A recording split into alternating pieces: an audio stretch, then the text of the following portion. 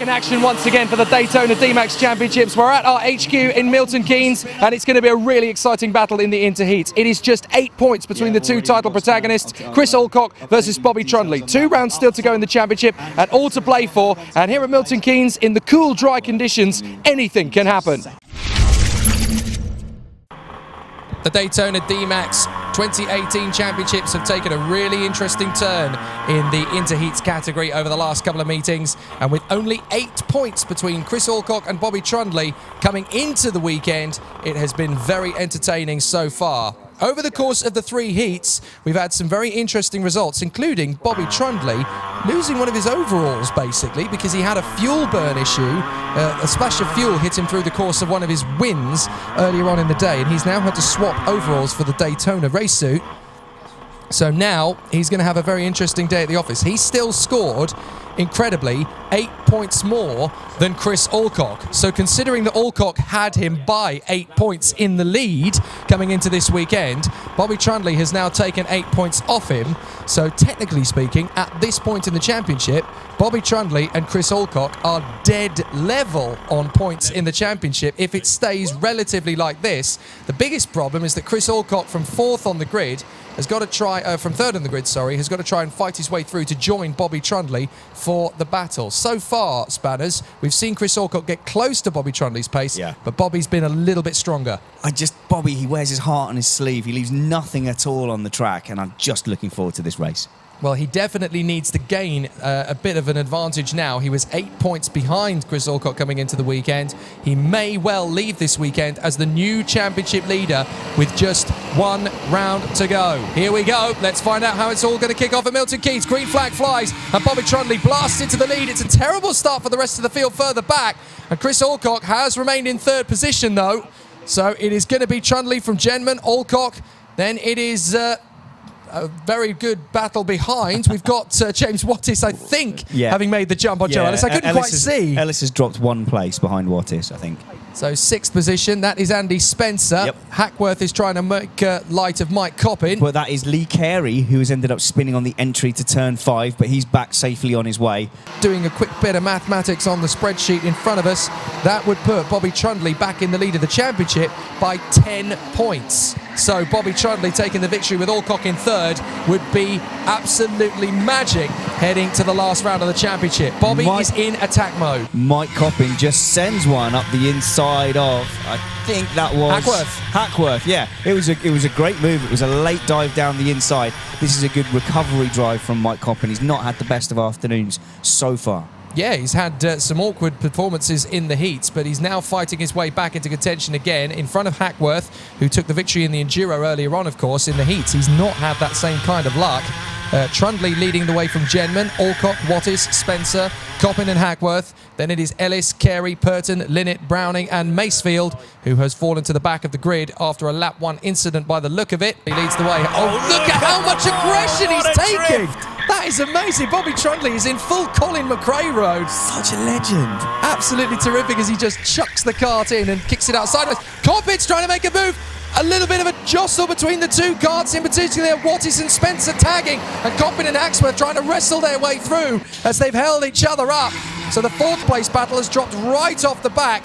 Coppin is now trying to make the move on the inside of Spencer. Wattis is causing a real mobile roadblock. Owen Genman is under severe pressure now from Chris Alcock. I think it's a matter of when is Chris Alcock going to make a move. Owen Genman seems to have got rid of any ambitions of catching up with Bobby Trundley. It's not into turn 6, so they're going to come out in the same order out of turn 7. Seen the jostle further back for 4th position. Hackworth manages to find a way up on the inside of Mike Coppin, and now Hackworth is going to try and attack Spencer.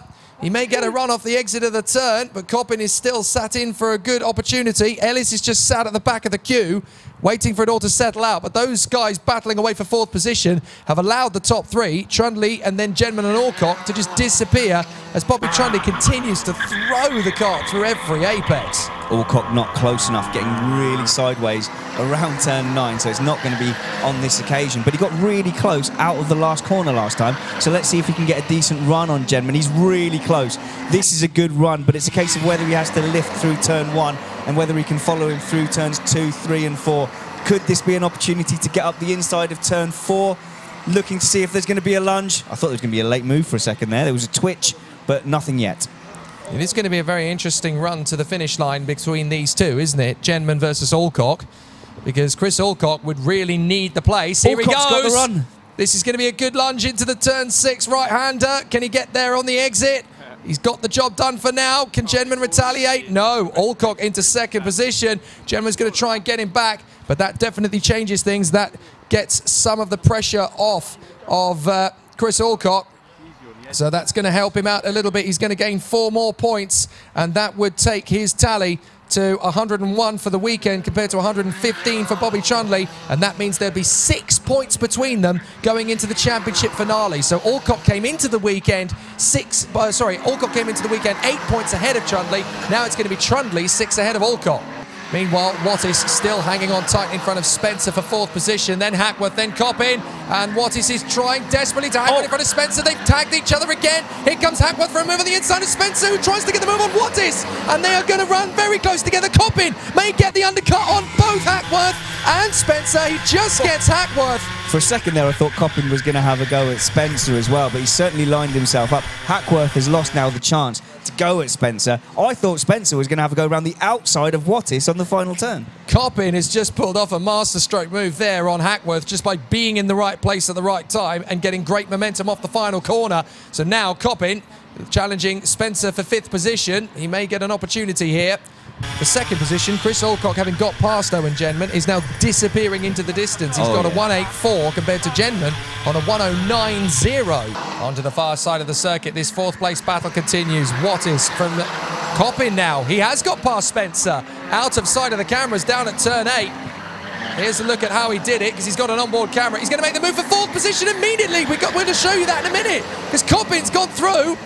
Coppin is on the inside. Spencer's got them both. Oh, what a move. Oh, and now Wattis is going to get held up at 1. Hackworth's going to get on the inside of Wattis. And Ellis is going to try and come right round the outside as well. Ellis is nearly run into the barriers by Wattis. Andy Spencer, you genius, coming out of the last corner there and mugging the guys fighting in front. He wasn't even in that battle at all. Let's watch that again, because we've got the onboard from Coppin. Coppin is going to try another trick on the inside of Spencer and has to bail out, but this is how they made the move stick. Really intense battling, and Spencer just making the move on the inside, just mugging them both on the exit of the final turn. Coppin having a really good go on the inside of Andy Spencer there onto turn 6, but Andy Spencer able to hold on onto the inside of turn 7, so I expect Andy Spencer to come up ahead of that group still as they come over the crest towards turn 9. Well, the top 3's done and dusted, but 4th position is anybody's guess at the moment. As for the moment, it's Spencer in front of Coppin, then it is Hackworth in front of Wattis, and then in 8th position, that is Joe Ellis. I want to amend that somehow. In 4th place, it is somehow Andy Spencer. I don't think he had a right to that position. He just took it. Isn't it? Look, he's just marching to the victory out front. Chris Alcock there in 2nd position, 3rd for Owen Genman. Here comes Coppin trying to come around the outside of Andy Spencer through turn 9. That's a very bold move. He's had to back out of it. But Mike Coppin now going to try and get the switch back in the undercut. Cuts through out of 10 and gets the place. Brilliant from Coppin.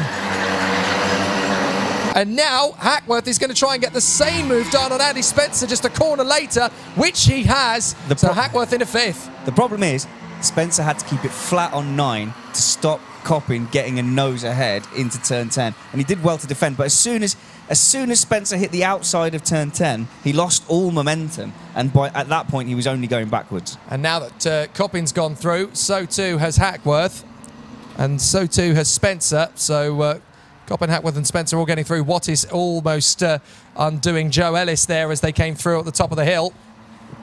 So a really exciting battle, but Mike Coppin into that 4th position run. Spencer trying to shake off James Wattis. I'm not sure if he's actually managed it. Bobby Trundley still leads. His lap time is a 1:07.860. Nobody else has even broken into the 1.7s yet. Bobby Trundley, before the Enduros, was telling me he wanted to try and keep it conservative because he was still finding his way. But there's been nothing conservative about this drive in the final. Yeah, he's just charging away. He wants to gain as many points as physically possible and leave it beyond doubt that he will take the lead of the championship into the season finale.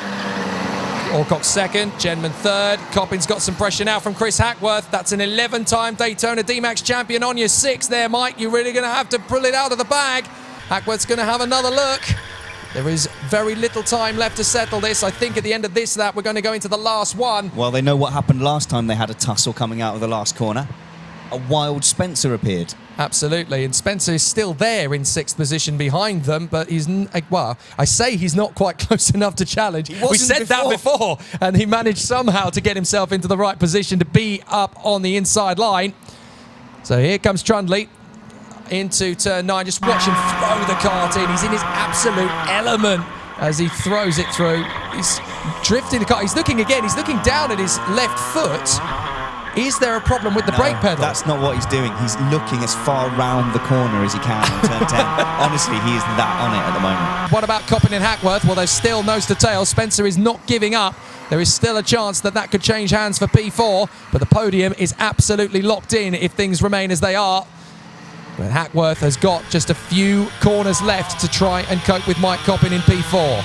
That's a really good recovery drive for Mike Coppin. That's pretty much the best he could have hoped for out of this final result. So yeah, hats off to him. He's raced well, great pace. But Bobby Trundley is going to come through for the last time. It's been a dominant final as he continues to fight his way through. But it is going to be a victorious run for Trundley, who now takes the lead of the Drivers' Championship by 6 points to Chris Alcock. Trundley wins and sets up a brilliant showdown at the season finale at Sandown Park. And Bobby Trundley, 2 hands in the air, is relieved. Alcock comes through in 2nd position, and there's a spin at Spencer. Spencer on the run to the final corner. Spencer has come off, and is that... He's there. It's Owen Genman. It's Genman who's come off. Genman's had a problem on the last lap. Alcock 2nd, Coppin is 3rd. Unbelievable. Genman with a problem on the run to the final corner. Well, I saw the full course yellows coming up before the checkered flag and wondered what was up.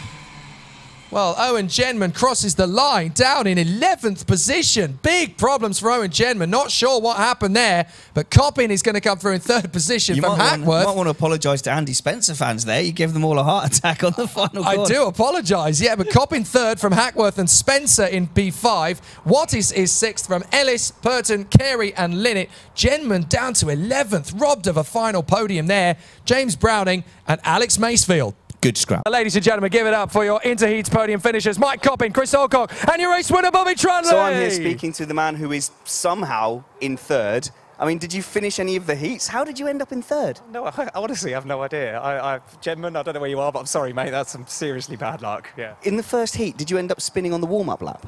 Let's not talk about that, Spanners. Come on now. Let's talk about it in great detail. But it was a great fight back in the final. That must have felt good. Yeah, it was good. It was good. There was some tough racing today. It was, I don't really know what to say today. I'm normally not lots of words, but I must be honest, I am today. It's been one of those days. Well, from the outside, it looked fantastic. So thanks for entertaining us, Mike Coppin in 2nd place. In 2nd place, we've got Chris Alcock. You had to get past Owen Genman, though. You had to fight for that early on. Yeah, should have just waited, shouldn't I? Yeah, you could have you wasted all that effort. I did hard work for myself. But no, the idea was to try and chase down Bobby, but he's driven like a champ today. He looked on another level. Did you see that from behind? Yeah, in ever diminishing amounts, because he was just off. No, he drove well. Goes down to Sandown for the championship final. I think it's just me or Bobby that can win, so I'll have to just page him more than Bobby did. And who will end up winning? Oh, me, mate, of course. Smash it, Chris. Good luck. Let's talk to, though, our race winner today. In your lovely Daytona suit. Zoom in, please, on the crest there. Tell you what, you couldn't have known that you were someone who needed a rental suit today, because you were drifting. You looked like rallycross out there, and you looked at like coming through turn 10, you looked like you were focusing on that apex and taking every single inch. Definitely. I mean, it's a great evening.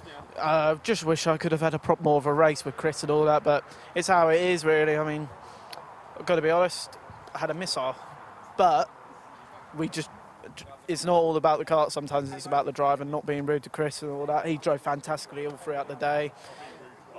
But I tell you what, when you win by that much in that fashion, I think you can be a little rude, huh? Yeah, could be, but anyway, I'd like to thank my sponsors. Yeah, it's a lovely. Thanks for the fast kart, guys. Alcock says he's going to have you in the final round. Is he dreaming? Dream on. Well, there you go, Jake. Most of that was Charming. beeps, presumably, but Yeah. It's been a really entertaining Honestly, round 9. all of today, Bobby Trundley's basically had our sensor box in overdrive. He's thrown me. I'm just going to stand silently. So the good thing is the championship fight now swings. It was Alcock. It was 8 points clear of Bobby Trundley in the championship fight. Now it's the other way round. Trundley 6 points ahead of Alcock going to the season finale. If you want to be on the grid for that, there's the number to ring just above me. There, you know, you can see it. DaytonaMax.co.uk is the website. Get on the grid for the last round of the championship in 4 weeks' time, where we'll crown a champion in a great showdown at Sandown.